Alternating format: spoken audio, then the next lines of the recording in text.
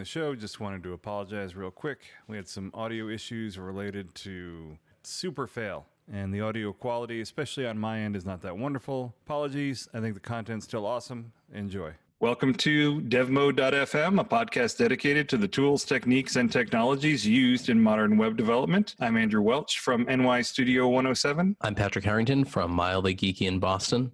I'm Jennifer Blumberg from Next Solutions in New York. I'm Jonathan Melville from MDD in Atlanta. And I'm Matt Stein from Pixel & Tonic in Austin. And today we have on Marie Poulin from Okie Dokie. You're a designer of digital ecosystems and a Notion Jedi. Is that right, Marie? That is correct. That is awesome, because we have you on here because we want to learn about Notion. So if you are out in the Black Rock Desert of Northwest Nevada at the Burning Man Festival and an actual Burning Man walks up to you and says, hey, what is Notion anyway? Like, what would you tell them? What is it? I would say it's sort of an all-in-one productivity tool that I use to manage my entire life. My projects, my note-taking, resources, you name it, pretty much everything lives inside of Notion. So it's primarily an organizational tool is what you're saying. It's like it's just like all the, if you had like little pieces of paper and that kind of thing, that's what it's for. It's replaced a ton of other tools. I rarely open up Google Docs anymore. I use it for my daily journal, project management with clients, sending out proposals. There's almost nothing that I don't use it for these days. So I think that's actually a good way to start talking about this thing is in the reference of, like what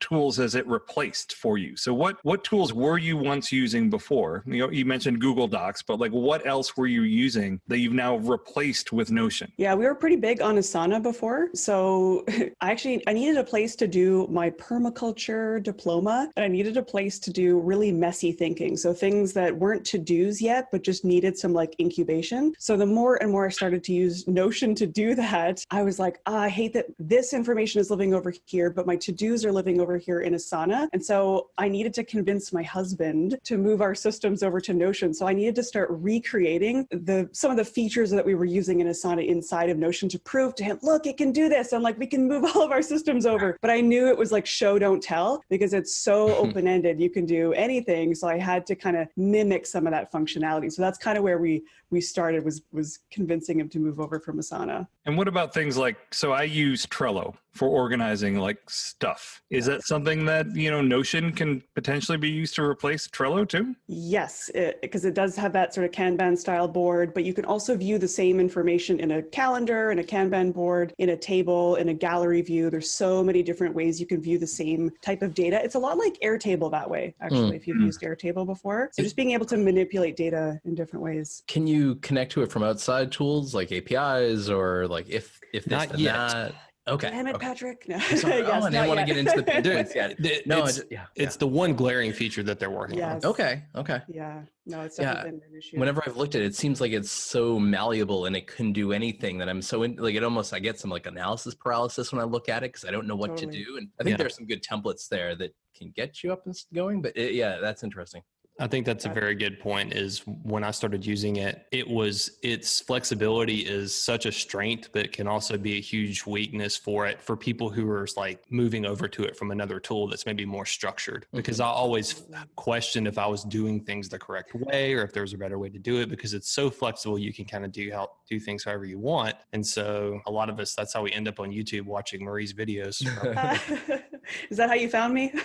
It is actually, yeah. I mean, I think still if you go to YouTube and Google like how to set up Notion or something, I think your channel is probably like at least in the top 5, if not the top 1. Awesome. Yeah. I thought I was really organized and using Notion really well before I saw your videos. Now I feel like I'm just a child. Yeah. And Marie, you might recognize Matt from the comment section of your YouTube videos. He's Big Beef Boy number 4. Okay. I'm not a YouTube commenter. So, all right. So I know that Jonathan is a huge fan of Notion. So, what has Notion kind of done for you, Jonathan? Like, how are you using it and what have you replaced? Yeah. I mean, I feel like my experience was similar to Marie's where I had information everywhere. So I guess at the most basic thing for note taking, I would just occasionally open up like the Apple Notes app or something and jot something down in the middle of a call if I needed to do that, or maybe I'd keep some to-do lists there, but then sometimes I'd have them in Google Docs. And then I was using Gather Content for content strategy. I was using Trello to try to organize like projects there. And so having everything in different workspaces is just crippling, and you can't reuse data, or you can't relate data together. So maybe you have a to-do that is related to a larger project, or maybe you have some like a wiki that's part of a project, whatever. And so having all this data together in Notion, not only does it make it simpler to have everything under one roof, but you can actually utilize relational databases to make connections between that data in a way that helps you see the big picture a lot easier than if you had everything spread all over the place. Interesting. So Jennifer, do you use Notion at all? I know you've heard of it, but do you use it? I do not. I'm hoping that this podcast can enlighten me as to why I should use it, in particular with regards to developer teams and how it can make our lives easier with our current tools, which are Trello and GitHub and that kind of thing.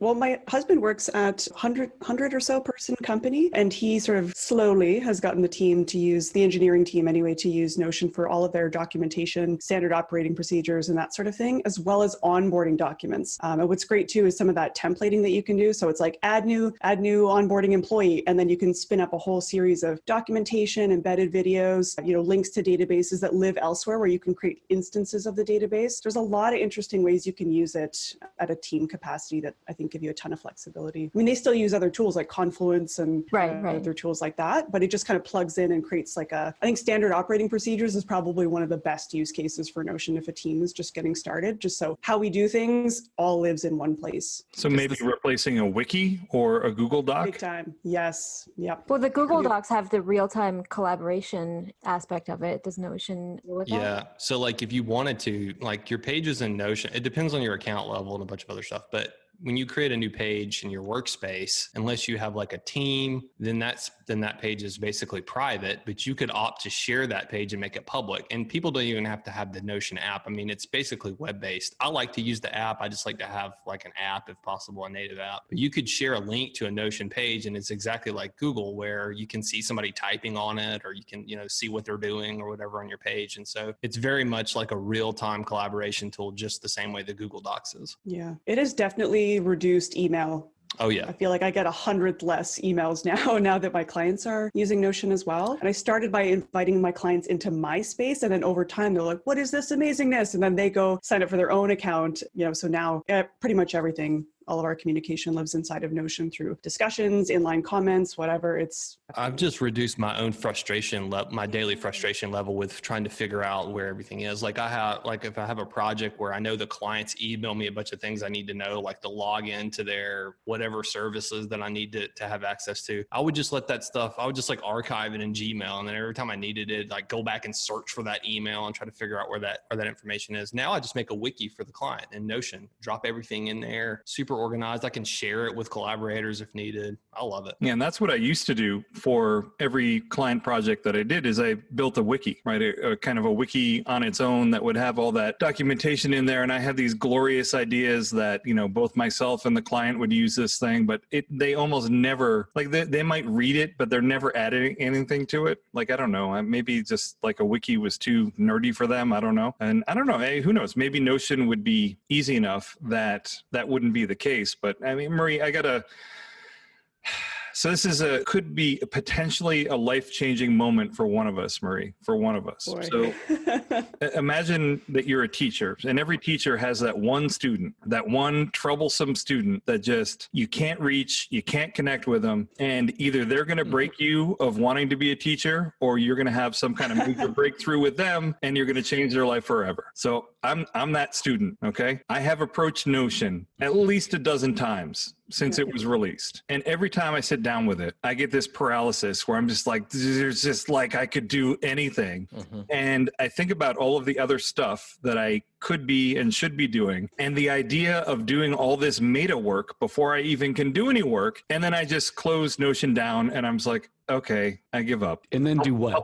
And then do what? You organize in your head or on a piece of paper, or then I go back to my Trello. I go back to whatever existing systems that I'm using. And so it's interesting that somebody here mentioned Airtable. And so that's what I think, Notion is at its heart, is it's a database. And I think it's the spiritual successor to FileMaker Pro. Does anyone remember FileMaker Pro? Oh yeah. you had a core database, and then you could have as many different views on that data as you want. You had like these layouts, and it was multi-user, and you could have table layouts, you could have page-based layouts, you could have like all this stuff. And it seems kind of similar to that in that it's trying to be this database that is approachable and flexible with multiple views on your data. Is that kind of what it is? Yeah. Well, help me.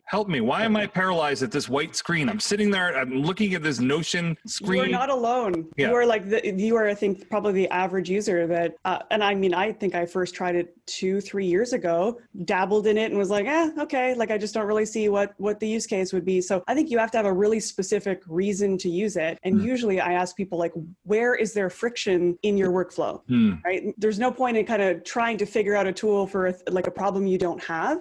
And I'm not trying to, I mean, let's be honest, I do evangelize Notion, but I'm not trying to get everyone onto Notion because I think a lot of people have found their workflow, they found their toolkit that works for them. And I think that's awesome. But if there's friction, if things are falling through the cracks, or if you find like you're always, where do I go to find that thing? Start with the piece I think that has the highest friction for you. So in your case, if you're like, I want to explore this and figure out how to use it, okay, let's recreate what I'm already doing in Trello inside of Notion. Can I do that? Then can I expand on that? But to just try and, approach it like a blank canvas and let's make it do all the things, it's never going to work. I mean, my setup took, if you followed my videos, even, 3 months, every 3 months, there's probably a huge transformation and my space looks a lot different than it did because the more that you use it, the more you realize how you need to use it. So it goes through a process of being cleaned up, elaborating on things. Oh, actually that should be a database instead of a page. And you kind of evolve it over time. You can't really skip, I think, the playing with it phase when you're trying to solve specific problems. So task management is one use case, right? SOPs and wikis is another use case. Managing a project, managing clients, using templates and using like content management templates is another use case. So I think it's like, what's the one simple use case that you could use it for now? Master that while getting to know the tool. Then you'll start to see what's possible and you'll say, ooh, now I can totally build out badass task management thing over here. But you kind of have to learn the tool as you build out a specific use case first, I think. That's part of what I'm worried about, though. Like what I'm worried about is, so as a software engineer, like when I sit down to look at this thing, I want to design it right. Like I want this beautiful architecture where the content modeling is perfect and I know where everything goes. But what I'm worried about is that I am going to spend like, a huge chunk of my time just designing this thing, right? And I feel like it's such a blank slate that I feel that I would spend so much time designing this thing that I might not actually spend any time doing anything. Like I'm worried. And there's so little friction. Like, if you were just able to redesign your home at will, like I'd very soon have an arcade and other things in my bathroom. And I feel like I could just start right clicking on things and adding in weird junk and breaking things. And right. I think it helps to constraint to my life. Yeah. It helps to start with one thing. So I think my paralysis with Notion came from trying to think about all of the possibilities and how I could just tie all of that together and make all of it work from the start. So I gave up on that strategy. I set up a couple of workspaces. I tried that strategy. It didn't work for me. So I eventually started with just making a master task database, because one of my biggest things that I struggle with is when I walk into the office in the morning, I like it to be very clear, this is what I'm working on today. I don't want to see a to-do list with 800 things. I want to see a to-do list with the things I'm doing only today or that I need to get done today. You know what, Jonathan, if only we had someone on the line who recorded a video on how to make a master task database. Right. Well, there you go. And so I would tell every listener to maybe start there. Go to YouTube and watch Marie's video on setting up a master task database in Notion, because what this will do is it will be something that you can use instantly, but also it will start exposing the benefits of Notion's relational databases to you. And from there, you'll figure out how that part of it works, and then it will become applicable to other things. So I started with master task database. I got an instant benefit from that. And then I started building out a projects database from there, and I started linking them together. And then I started doing all kind of other stuff, but start small is what I would say. I agree. Because I think there's no way I could have designed what I have today and how I use it today from scratch day one. It wouldn't have worked. Again, the more that you use it, the more powerful the system becomes. So now, again, everything is connected to the point where I import a sales database every week. Again, they don't have an API yet, but I do that import My assistant does that every week. And that is connected to my daily journal, weekly, quarterly, monthly. So I know how much I've earned every day, every week, every month. And I can look at that data and be like, what was my highest sales day of the entire year? What was my mood like on average over the last couple weeks? Like I can see all of that data. You record moods?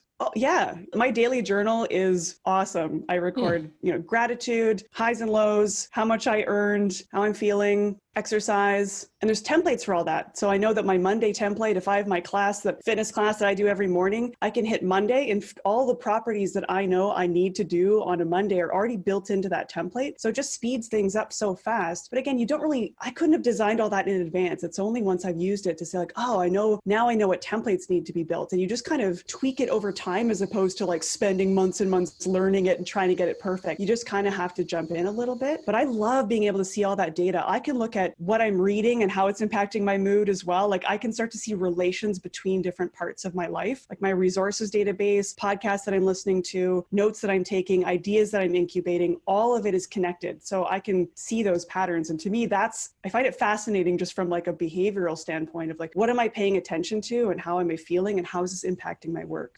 Well, Jennifer, did you hear that? Did you hear that? She logs her moods. So you could use this as a tool for managing that anger, like anger management. You could record every time you're feeling angry, feeling like throwing some plates or something. You could record that in your database. Yeah, you'd Maybe probably I need to find stop. it. Well, probably corresponds with articles that Andrew writes and sends to me. That's probably the correlation there. Like Nice. Here, I just set up Docker. Now I'm very, very angry. Angry, sad, and frustrated. But I'm curious about that though. Like, well, it kind of sounds like, Marie, you're a very meticulously organized person, and it's a lot about you get what you put in. If you're constantly feeding the machine information about yourself, you can come up with a lot of interesting things, but you actually have to put in all that data. So you put in the book you're reading, you put in the mood, you put in everything. So what's the balance for people in terms of meticulously inputting data and getting the benefit from Notion? Yeah, I mean, I never used to keep a journal before Notion. It's a thing that's been on my list to do forever, and I could never do it. I was just never consistent with it. So once I had a really simple journal database, and those properties are already in there. Once you put them in once, it's just a drop-down select. So I'm like, oh, which happiness level, which emoji? Like it's all very visual and with lots of emojis. And so again, once you've built the system, it's so easy to put that information in. And because anytime I'm reading a new book, I'm using the browser clipper to add that to my database. And so when I'm putting in the book, I just type in the first 2 letters and it pops in the book that I'm reading. Like everything starts to flow in really quickly because you've already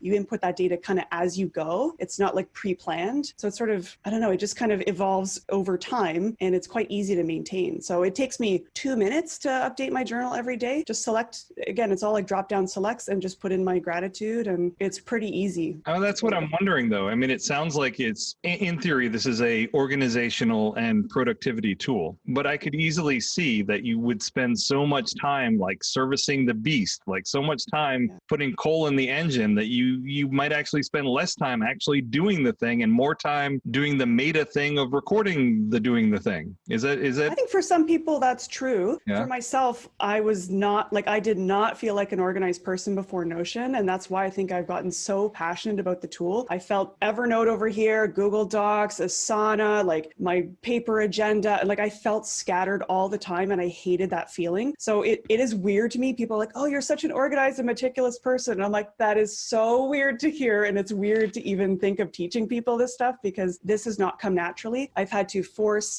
impose a system upon myself that I stick to. And a big part of that was, I think, taking Tiago Forte's Building a Second Brain course. I don't know if you've followed Tiago, but he's got a system called PARA, Projects, Areas, Resources, Archives. It's a super simple organization system. So once I mimicked that organizational system inside of my Notion, everything became so much easier, clicked into place, and things just started happening way faster. So for me, Notion's the only thing that's allowed me enough of that structure, but also that flexibility to be organized organized, but I was not this organized person before Notion. But now that everything's in this container, but still has that flexibility that I can do what I need to do, that's why I get so excited and talk about it, because I'm like, the possibilities for people that are not so, maybe not so linear or not so naturally organized. Marie, for people who are listening to this, they can't see what we can see. We see the view behind you. Everything is super organized. Your plants even have the exact same number of leaves. Everything is growing in exactly one direction. It's the permaculture studies.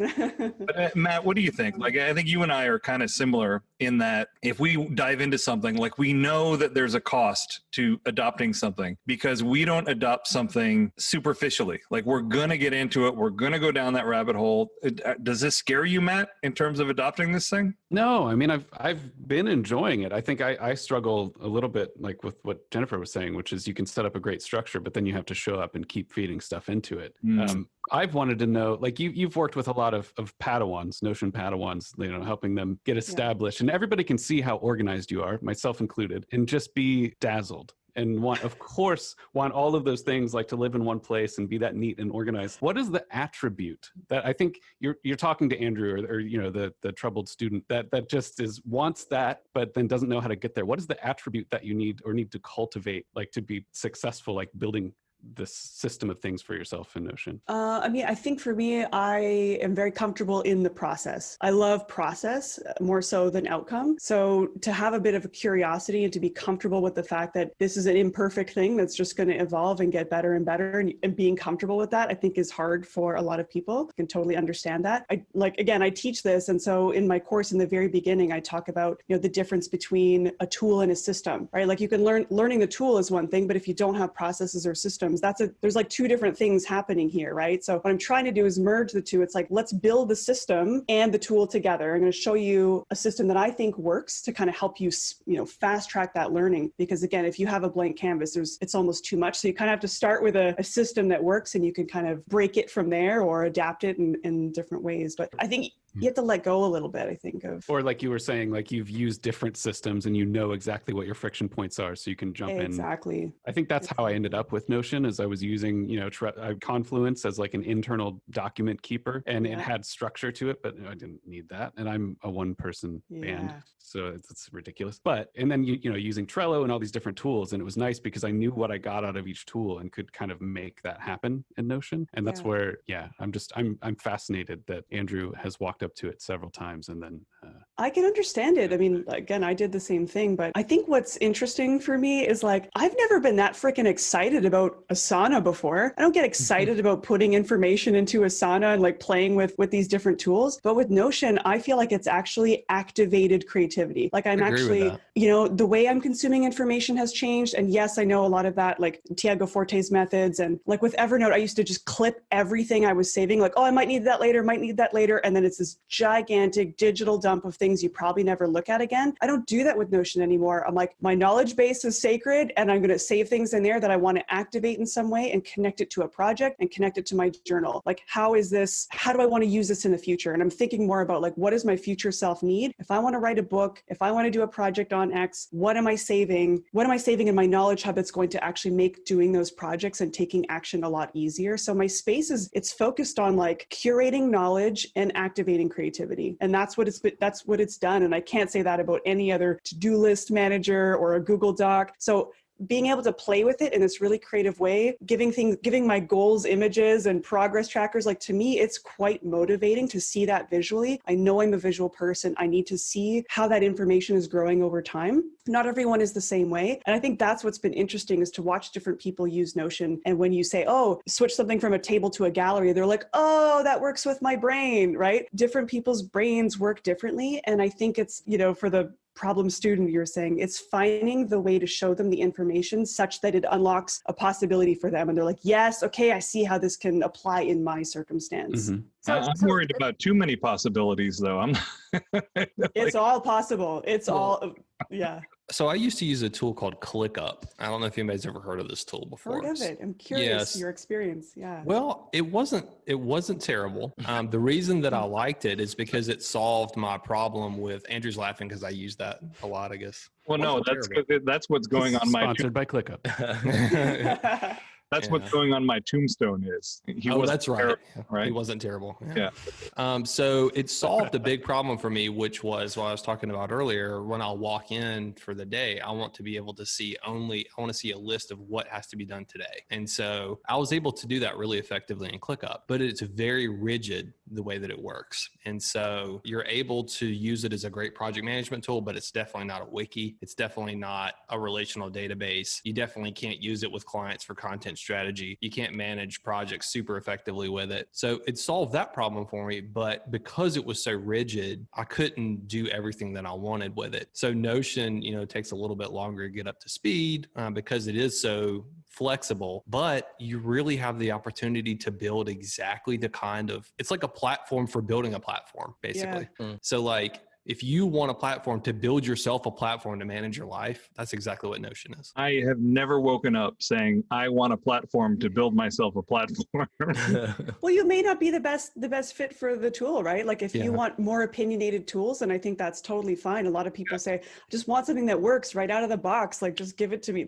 I think that totally makes sense. And that's what I was going to say it's definitely not for everybody. I can definitely see where for some people it would just be debilitating. And I'm surprised for me that it's not, to be honest. I think it could be. I think it could be for me. And that's why I want to hear more about Marie, because you mentioned before you had a course, but what is it? You also do something called Notion office hours. Like what is that exactly? Yeah, it's like a weekly open office hours. And sometimes we do tutorial style, kind of how to use the product. Like we've done one that's like your first day, like getting started in Notion or Notion from scratch. Then we also bring in people who have pretty like weird or advanced use cases or CRMs or like just today we did Formulas 201, because there's all sorts of crazy stuff you can do with formulas in Notion as well. So is every it week I try to live stream or what is it? Yep. They're live. It's on Crowdcast every morning at 10 a.m. Yep. Had a couple, we had Tiago Forte on, and I think that was one of our biggest ones. We had 7 people register for that one. That was pretty fun. So yeah, we just like to showcase different ways people are using it, because I think you kind of need to see a possibility or a use case and you're like, oh, that's a really cool way of using it. See how I can apply that to my own space. So we try to kind of show a really interesting variety of the way people are. I think the way that I learn best is by seeing an example of what someone else has done and then by kind of tearing it apart. Is there a concept of like Notion templates that someone could download and look at and see how someone's like real world setup actually works? There are so many. Yeah, there's a whole Notion community and Notion template gallery, and there's lots of other YouTubers as well that share their templates. I have pay what you want templates as well that, believe it or not, make a lot of money. People are willing to pay for a starting pack of templates. So well, you're doing what we used to call shareware back in the day. You're just putting it out there and people can pay whatever they want to pay for it. But here's the thing, like I need you to point me at like the ones I should look at. Don't tell me there are thousands of them because my brain can't handle it. Point me at like the one place that I should find some really good templates to start out with. I mean, honestly, if you Google Notion template gallery, yeah, I don't know if that's the URL or whatever, but you kind of have to know what is the use case that you're trying to solve for. Because even then in the template gallery, there's every possibility. But I think if you know, show me what a wiki looks like in Notion, or show me what like a task, what's a great starting point task management template. I think you'd kind of have to start there. I'll use the same technique that I use when I'm shopping for underwear, which is I just sort by popular and then I buy that, like whatever it is. I've ended up with some kind of weird stuff like Mickey Mouse underwear, but whatever. It all kind of works out in the end. You start in the men's category, you just go right in. I just click on I'm feeling lucky. So in addition to the Notion office hours, you mentioned something about a course. Is this like an actual like paid course that you have, or what is that? Okay. And it's delivered in Notion, which is, okay. And I mean, of course, if it says anything, I have a course platform. Like my husband and I run software called Doki.io. So we understand course creation. Like we literally built a tool for it. But to teach about Notion inside of Notion, it's honestly so much easier to get that rapid feedback. And so I launched it as a beta, I think in October 1st. And I just said, I'm going to create a course on this. I've had enough people ask me about it. Sign up for the beta and you'll get access to the content as I create it. And we'll do live office hours together. So we'll screen share, I'll coach you, and anyone who signed up, they could also get like an hour consult. And I think I gave like 15-minute free sessions to anyone that just needed to like workshop something specific. And that replaced my client income. So that is my focus at the moment. it. It's kind of a hidden link. I don't actually even link to it anywhere on my site other than if you sign up for my list. Yeah, But where do we find it? Yeah. if you sign up on mariepoulin.com, you can sign up for my list, and there's a welcome email that says, P.S. I have a course, and that link alone has generated sales that have replaced. And as part of that, you do an hour, like one-on-one with people. Is that what you said? Or They can't, yeah, there's like a few different tiers of it. So they Okay. can purchase the Okay. course plus an hour consult. okay. It was just a bit of an experiment, but yeah, after posting YouTube videos and doing the office hours, people were like, help, I need help with my setup, right? Because it is too much. They open it up and they're like, I see the potential for this. It's way too much. Where do I begin? Let's hire the expert. And they reach out. And so for a while there, I could not keep up. Like I was getting 3 to 5 inquiries every day for people that needed consulting. So it's been intense. My whole business changed since doing that webinar in August. It honestly changed overnight, and 95% of my time and effort today is like workflow consulting inside of Notion. But so is this something that we could link to in our show notes, or do you want it hidden? Yeah. Do you want to keep it buried? If people are it's sort of like if you're that excited and you want to sign up, go for it. Yeah, it's mariepoulin.com/notion-mastery. And I mean, people have found it by Googling it. People have found it on Gumroad. I'm like, how did you find the course link? It's kind of bananas, but fascinating that people are willing to invest, right? Like how many people are willing to invest in an Asana course? I'm really curious. Like it's fascinating to me that there's a market here. I also think that it is this popular amongst people right now, and there's not even an API for it. I know. I think that It's says wild. so much. Like any other platform, that would everybody be like, what? There's not even an API. People are still like gung ho about it. I think when they do come through and release an API, it's going to explode.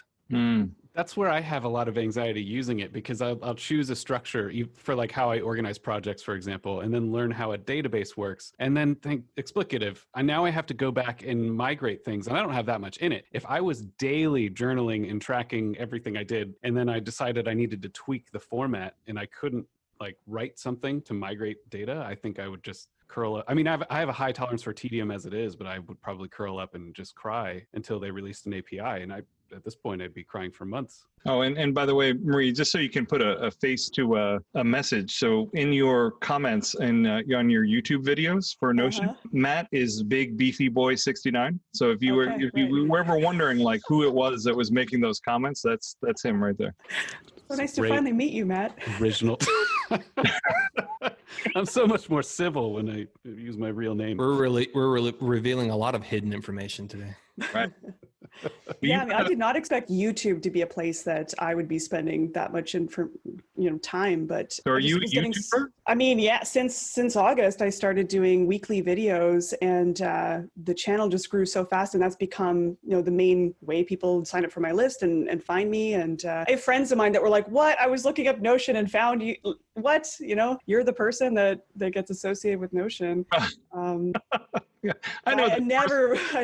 I never would have expected YouTube would be a channel that I would ever have put time into, but it just seems to be the best way to explain this stuff. I know that they have a very small team right now. I mean, do you talk to them? I mean, you have to be on their radar. You're doing them a humongous favor as like an evangelist for their platform. Yes, they're like wondering, how settled are you in Half Moon Bay? They've been asking. So yeah, we're in close contact. They're really great with the pros. Like there's a community of pros that work with the tool very actively. Those are the people creating and sharing templates and coming on the show, and so they're very open with the group of pros. Kind of, here's what's coming down the pipeline. They offer calls, even like Zoom chats with their engineers and other people on the team, so we can ask questions and kind of find out where are things heading, and we're noticing this, and they kind of give us priority too in terms of the support, and if there's specific features that we want. If people are consulting with Notion, what are those weird things about, like, oh, when I duplicate a database, I've noticed this happens. And so they're very receptive and responsive there. And we're definitely talking what ways can we collaborate even deeper. So it's a good relationship. Well, a lot of the people listening to this podcast are going to be developers in one form or another. Web developers, JavaScript, front end, back end, whatever. What are some use cases that you have seen or you have done yourself where you have used Notion in that capacity to do things that a developer needs to do, like keep track of bugs, keep track of features, scoping out a spec of a product? Like, where have you seen Notion being used in this kind of ecosystem needed for development? Yeah, I mean, I'm not super familiar on the dev side, but my husband definitely uses it at his full-time employment. So the engineering team all uses it to coordinate on documentation, onboarding. I know Egghead uses Notion for planning their course content. Mm-hmm. So there's definitely a lot of stuff, sort of like content management, but I don't know from like a code perspective. That's definitely not a rabbit hole I'm super familiar Well, not really with. code, like probably I would imagine something like keeping track of features that you need to implement. And so it would be like kind of a glorified to-do list, right? Jonathan, are you using it in that capacity? 100%. 100%. Yeah. So I like to keep my master databases in their own place in my space. I don't know if that's like a thing that I'm just like, I like to see them in their own place. So I'll make a master database for, let's say, all of my projects. So these are things that I'm actively working on. And then within that project, there may be a wiki that has a database of all of the things that have to get done for that project. So then I can then pull that database in to multiple places and I can link it to my to-dos or whatever. So that's I use it for managing larger projects as well as my daily to-do stuff. How does it work with the clients? Like you mentioned at the beginning that you, I think Jonathan, you mentioned that you send proposals with it. And I mean, can you password protect things without inviting them into Notion? Because the pricing is per user. So how does that part of it work? So the way that it works is, and Notion's pricing was confusing to me for some reason. It makes sense to me now, but basically if you have a team account, it's anyone who is part of your team can see what's in your space. Right. Unless you put it in like a private area. If you just have like the single solo account or whatever they call it, you can make a page that will be private, but you can invite people to that page. And there's no additional cost for doing that. So I think I gave an example earlier where I used to use a tool called Gather Content for content strategy. So this is a really awesome tool. My only problem with it was it's a very expensive tool.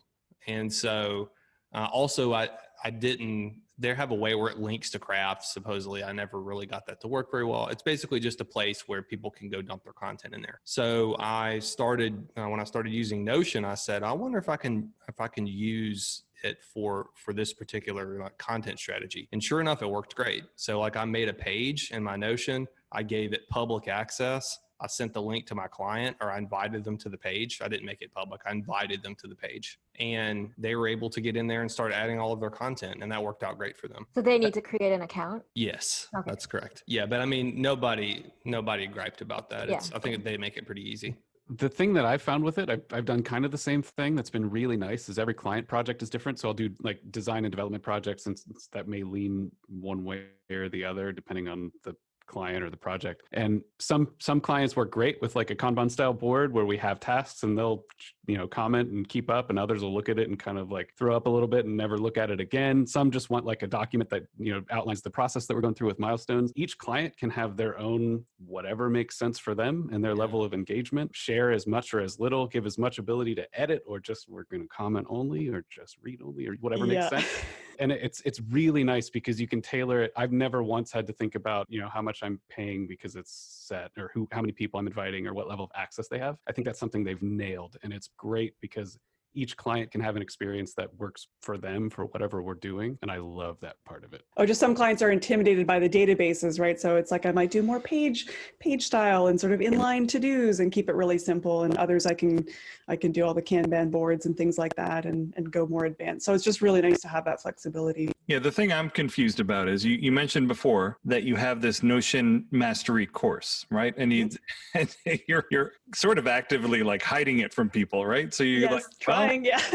If you manage to find it, you can sign up for it, which is a very interesting marketing tactic. Like it might actually be working in your favor in some ways, because people are just like, "Whoa, she's that good that she doesn't even care if you buy her course." It's well, legendary. I can't automate that process, right? Like when people sign up, I have to go and manually add their emails to 2 different pages based on their permission. So one is comment only, so they can comment on the course content. The other one is like a student corner where they can edit content, they can add questions into the database, they can link it up to lessons. So it gives them a lot more flexibility. So that means I'm adding, like at the moment there's 150 students in there. So that's a lot of guests to manage if I need to change permissions or whatever. So to me, it's not sustainable as like a long-term ongoing evergreen course, but it's great for running a beta while you're working with students and getting that feedback. Then the next step would be to move it onto our course platform to do a more formal process where it's like all the purchasing and everything and redirection is happening right through our platform. Well, we're just going to assume that you're going with the exclusivity model, right? Right. So you're trying to make it like red carpet treatment. a super exclusive nightclub where there's this huge line out the door and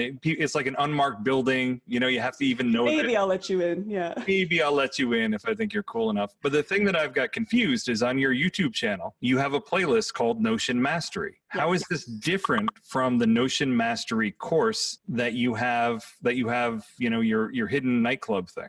Right. Well, I started with Notion Mastery, the YouTube channel. And then as I came to realize people had way more questions and wanted to go deeper, it made sense to call the course Notion Mastery. So one is just covering, sure, there's overlap in the content, but the course definitely goes a lot deeper. And I also include all the templates where people are like, oh, I want the Marie HQ setup. Where do I get that? So all of the templates with all of the pre-relations already ready to go are built into the course as well. So they can, if they want my setup and they want to spin it up into their space, they can totally do that.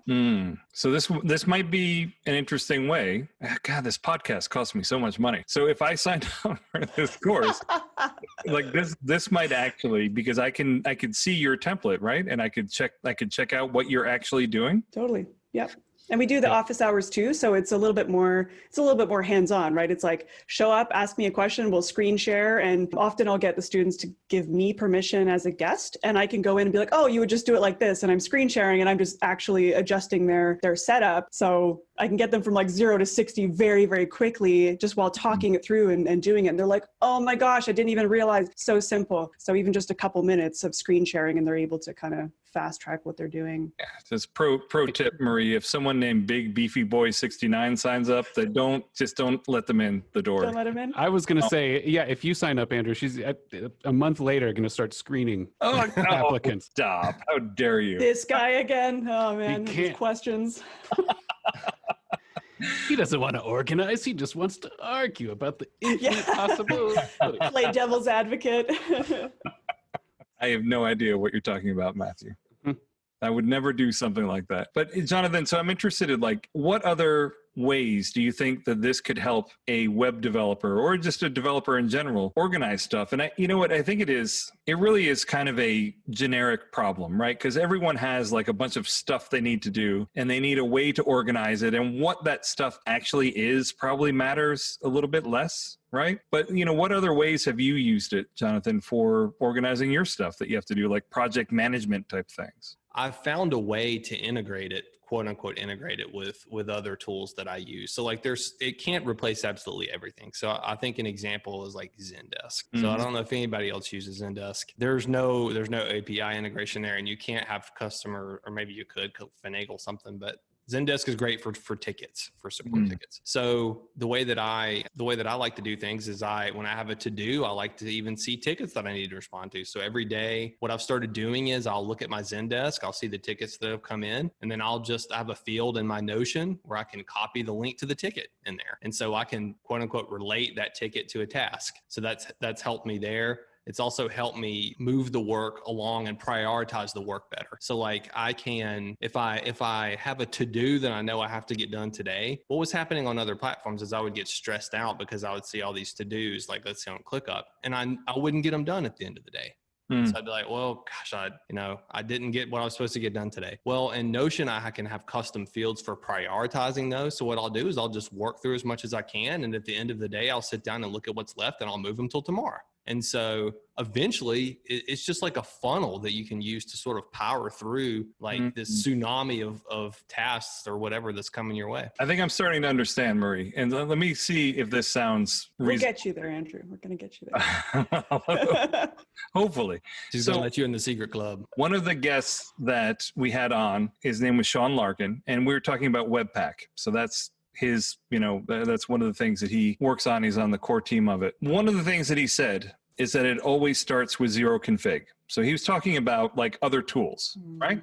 So it always starts with zero config, I think applies here as well, because if you have one of these prefab tools, it's zero config, you get up and running, but then after you've been using it for a while, maybe it just doesn't fit that right. So the benefit that you got with zero config is that you started immediately, but the downside to that is that it doesn't exactly do what you want. And it sounds like Notion is this thing that allows you to craft exactly what you need. Like as Jonathan says, like I had these to-dos and I never got anything done and it just didn't work out. Okay, if that's how you feel in Notion, I can just build this thing and I can make it exactly what I want in terms of priority assigned to these to-do lists and make it into something that is exactly what I need. So maybe it is kind of that thing where yes, there are other tools that you can start quicker, like you'll hit the ground running quicker with zero config. However, eventually you're going to reach the limitations. Does that sound, am I starting to get it? I think it's bang on. Yeah,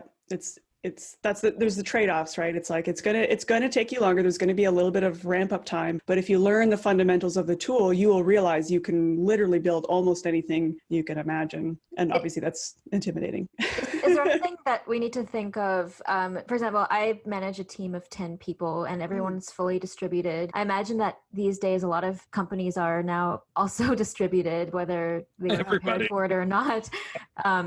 So we've talked a lot about the personal transformations we can make and how Notion can be fulfilling for sort of personal one-man teams. What are ways that a company would really use this for asynchronous communication and those kind of things? What should we think about there? Yeah, again, I usually start with a team hub, like what's the information that all team members need access to, standard operating procedures, how we do things, all of that. I think starting there, I think is a really good starting point. Then some sort of master task database that everyone has access to, because again, you can filter your database to, show me only tasks that are assigned to me and are due in the next week, or show me things that are assigned to Jen. I want to see what Jen's working on this week. You can see that in your own dashboard. So I think custom dashboards is another one, and just recognizing that each team member probably has different types of activities that they're responsible for. So I would put quick links and things that that each team member needs to access. I would create them a custom dashboard. So Jen's tasks at the top, any quick links, any SOPs that you might need to reference really quickly, and just creating a really custom experience. What about communications? Is there any, it won't replace real-time communication, obviously, I don't think, but what about asynchronous communication? Well, I was just going to say, in a way, it kind of does, to be honest with you, because I have a project manager that I work with and she's on my team. And so if we are in a project and we're commenting back and forth on something, I can see it happening in real time, just like we're in Slack or something. Yeah. And so for me, it has replaced real-time communication with the added benefit that if I'm having a conversation in Slack, but I've got project notes somewhere else, we're back to the same problem that we were talking about before, right. Versus now we're having a conversation on the exact page where the data actually lives that we're working. Jonathan, can we get real for a second though? Have you ever had a document where you've ruined the document because you chose to chat at the top of it and the chat went on for so long? It's just... Yes. Okay. I've had to resolve a couple of conversations. Yeah, okay. Yes. Well, what do you do? And then do you just delete the conversation or how does that work? Click resolve and it disappears. Yeah. There's just a button that says resolve. So like if you're talking about something and then you're done, like you've moved on from that, you can hit resolve. Now it's still archived.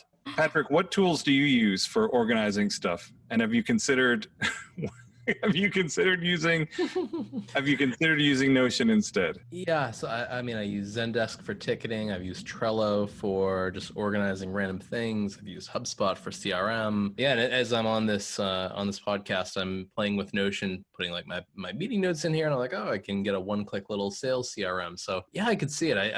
I think I would need to just give over into the open air that is Notion and stop being so afraid of having something that's so malleable You gotta drink the Kool-Aid. Yeah. People underestimate the templates, and I think it takes people a long time to realize, because there's a couple of different ways of using templates, but having like a meeting notes template where your master task database is embedded in there, filtered by the current project. Like there's so many interesting ways that fast track your workflow. But again, you don't really know it until you're kind of in it and using it and being like, wait a second, I'm always putting in these properties every time, or like, oh, I'm always having to copy paste it. And you start to kind of get to know what things are going to make the most sense for you and the team. I'm certainly going to be taking a look at your kind of office hours and your YouTube videos just to get a better idea of how to use it. Well, it's funny because Notion in some ways is a content management system, but it's just a personal content management system. It's like managing the content that is very germane to you, whether it's your personal life or your projects or whatever that is. And the part about that I find interesting is that I know Brandon Kelly, who is the founder of Pixel and Tonic, who makes Craft CMS, which Marie is a CMS that a lot of us here use for developing client projects. I know that some of the direction that Notion has taken with their different views on data and Kanban and all that kind of flexibility, it's been influential in terms of how he is planning to work on Craft CMS going forward. So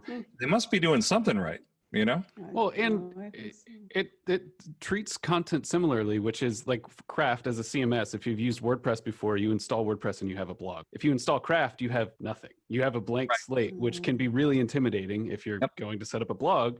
But it's a blank slate and you get great pieces to work with to build however you want. And for people that build a lot of websites, it's a breath of fresh air. I feel like Notion is the same thing. So spiritually, they're similar animals. And just seem to work well together. And I think of them as kind of occupying a similar place in the universe with the different focuses. And Marie, you were going to say something before Matt so rudely interrupted you? I apologize. No, I was just saying, kindred spirits. No, I think it's really interesting because I love the fact that Craft CMS is a blank slate. And yet when I'm approaching Notion and I see the blank slate, I'm like, oh man, you know, and I guess the difference is, like, to me, I'm very, very organized when it comes to the code that I write, like super organized. But the rest of my life, like, I just kind of let the chaos just fly. Like Matt has seen vignettes into my life and he just shakes his head in disgust because I like, chaos doesn't bother me. There's some other people that things need to be orderly, otherwise they can't think or they can't do anything. And me, like, I just, you know, I don't really care. It doesn't really bother me that much. And I think the hang up that I have is just, I don't know, I feel like I'm wasting time. I feel like I'm wasting too much time organizing this stuff. But yet I recognize that without some amount of that, I'm not going to be able to work effectively. And then I just have to find the right balance, you know? I think Notion flies in the face of how every other tool, or how we expect these kind of tools to work, and how every other tool does work. So what other platform is like, you open your account, you start using it, and it's like, okay, do whatever you want. Like, no, right. There's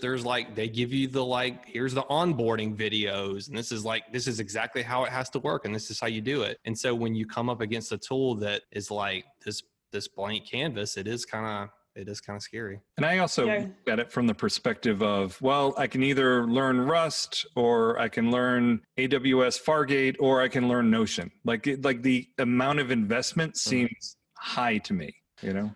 Well, like I would tell you that would probably be a good tool to help you do that. So like as you are going through and learning something, and this is another use case, like it just popped into my head that you said that. So like when I'm trying to learn something new or exploring something, I'll make a page for it in Notion. So as I'm learning things, like if I see an interesting link, if I see a screencast, I can embed that on my Notion page for that. I can take notes there. I can track my progress or save links that I want to check out next or whatever. It might even be a tool that would make you more effective in pursuing other things. And I would argue you would not be spending time to learn Notion, because you could take like 4 hours and you'd get everything that you need about what Notion can do. Right. You would be learning, Andrew, about yourself. I feel like developers are better poised to even do this kind of learning, right? Like databases are not scary to you. You guys get this stuff, you get how it works. So you'd probably pick it up really fast. And Andrew makes really complicated things that he spends a long time meticulously getting just right. I think so that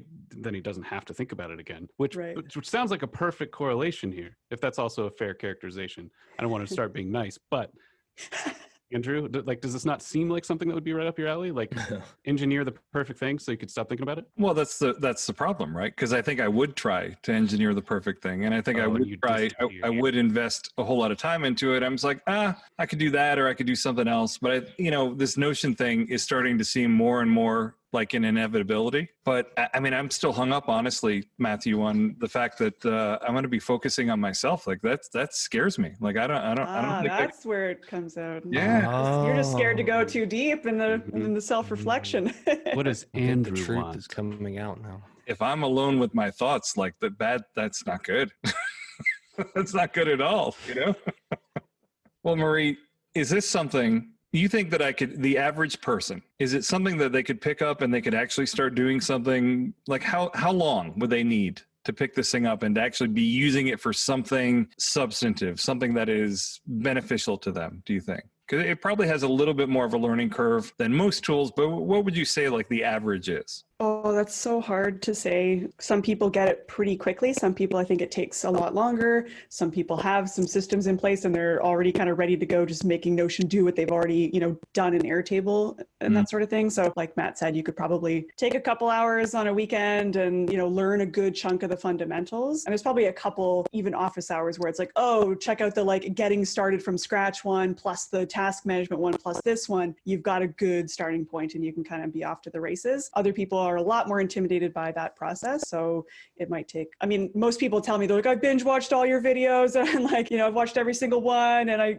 thank you for making me 1% better every day. Like people get really, really into it. But again, it's kind of a fun process. And I think if you've got something specific that you want to do, things like meal prep, right? That was one of the first videos I ever made, was like, whoa, check out this like meal prep system I made. I was never able to do meal prepping before. I couldn't find a place to do it that I could track it and it made sense and I was sticking to it until Notion. Same with journaling. So for me, there's things that finally stuck because I was able to like make a system that worked. So I think when you can, start with just those specific use cases, you're really going to see what's possible, and then you'll go down the rabbit hole. So I like keeping things either digital or paper, but I was wondering, do you experience like extra notional anxiety? Like you write something down on a piece of paper somewhere and it's not. I wouldn't do that. Why would I ever do that? There's no paper here. Okay, that answers that question. I have a remarkable for that. Why would I use paper? But that's export to Notion.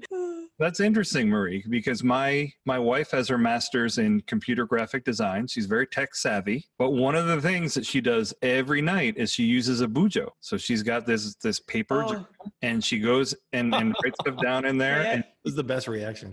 And she crosses things off, and she's got like 10 different colored markers that she picks out different colors and like highlight stuff. And it is like, I watch her do this and I'm just like, you could use something digital to do this, but she likes it. Well, a bujo can't be hacked and it can't lose your data. Like what if Notion accidentally deleted their production What if you spill database? your tea on your bujo though? Oh yeah. Spill, Yeah, no, it's true. But if your entire person. life is in an app and then some engineer deletes the production database, then you're kind of in. Yeah, but she's right though. Someone could spill coffee on it, or someone could they could drop a burning cigarette on it, and your entire life goes up in flames.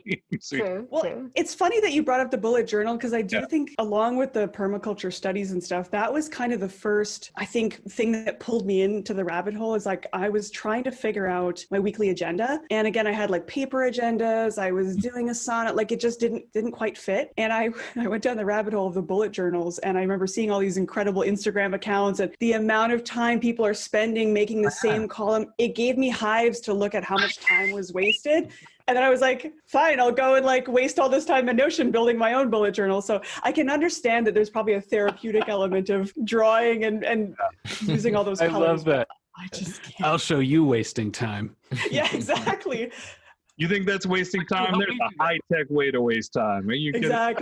Exactly. So you're a reformed bujoista? So you were... No, I never could I couldn't get into it. It felt like such a waste of time to me. But I went down fine, I'm going to design my own agenda in InDesign, and went down that hole. And I was like, what am I doing? This is crazy. I'm a digital person at the end of the day. I just can't do the paper thing. Building it in Notion instead. I've actually tried to introduce my wife to Notion because she's like super organized and super meticulous, and like the Bujo stuff I see her doing. And she's also a designer. Like I could see her totally doing this thing, but she just Her and I need to talk about the weekly agenda. We'll get there. yeah, she just looks at it. She's like, I don't know. You know what? Here's what I think I should do. Forget about me signing up. I should sign my wife up to your course. You guys could have some Give me a one-off. couples discount. You could just peek over her shoulder. I had a guy who bought one for his girlfriend as a gift. I'm like, you are amazing, sir. That is so awesome. Wait, there's a couples discount? Sure. Is that a thing? Yeah, I'll make it a thing. Do we get like Learn together during coronavirus. do we get his and hers slippers or anything? It's like, What a specific question. well, we're going to be at home learning this together. We could be in our his and hers slippers while we're Get your learning. glass of Marie. wine. Get Yeah. your Notion. Yeah. Yeah. Well, she's allergic to alcohol, so Oh. you give her a little bit of wine, she turns red and falls over. Oh. Yeah. It's a sad life. Yeah. I mean, I'm that way. It just, there's no allergy. Oh man. Well, Marie, it's been fantastic having you on here, and I appreciate the couples discount you're offering. But that about wraps it up for another episode of the devMode.fm podcast. Thanks If you'd like to have every episode delivered to your favorite player, you can subscribe via RSS or find us on iTunes or Google Play. And if you like what we're doing, please review the show on iTunes. It's the best way to help others find the show. You can follow us on Twitter at devModeFM. We'd love to hear your thoughts on this episode. Leave us a comment on the devMode.fm website where we can continue the conversation. For the devMode.fm podcast, I'm Andrew Welch. I'm Patrick Harrington. I'm Jennifer Blumberg. I'm Jonathan Melville. And I'm Matt Stein. Thank you, Marie Poulin, for coming on. Thanks so much for having me, you guys.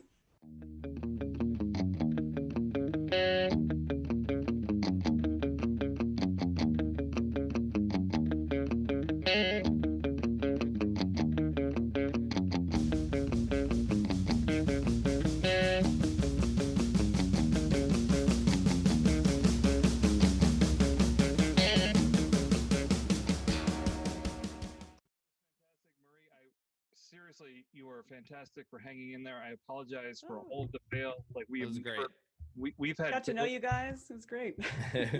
we've had fail before, but we've never had fail like this Never before. failed this Real hard. Special. Got to see behind the curtain. That's all. Oh, so actually, I'm starting to write a song. I've never had fail like this before. New theme tune. Oh, look at Patrick.